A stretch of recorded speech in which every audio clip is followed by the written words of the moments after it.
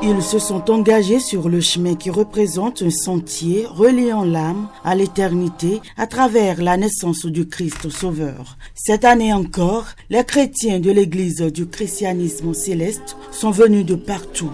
Dans l'assemblée, lors du déroulement des activités spirituelles, chaque étape laisse jaillir des grâces. À travers le pèlerinage de Sémé, le Bénin sera révélé, étant entendu que par ce pèlerinage, le Bénin devient un pôle de rayonnement d'une dimension nouvelle de la spiritualité universelle.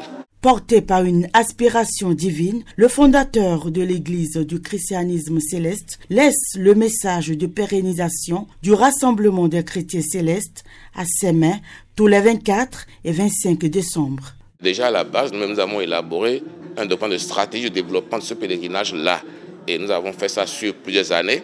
Et chaque année, on met en œuvre un pan de ce plan stratégique. Ce qui fait que cette année, on a connu une amélioration. Les années à venir, on notera également qu'il y a des améliorations continues pour qu'à terme, ce pèlerinage soit un label. L'année dernière, qu'il vous souvienne que notre papa n'était pas avec nous. Et il y a de très folles rumeurs qui ont circulé, qui font état de ce que notre papa a été rappelé à Dieu. Alors que, quoique un peu fragilisé par la santé, il n'était pas mort. Nous l'avons expliqué. Mais la rumeur a été tellement persistante que ça a ébranlé notre communauté. Mais aujourd'hui, papa est là.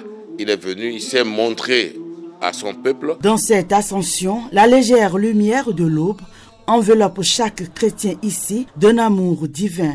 Et pour cela, la paix est le précieux cantique élevé vers le Tout-Puissant en ces lieux. Après cette quête céleste, ces fidèles repartent avec une connexion avec le divin.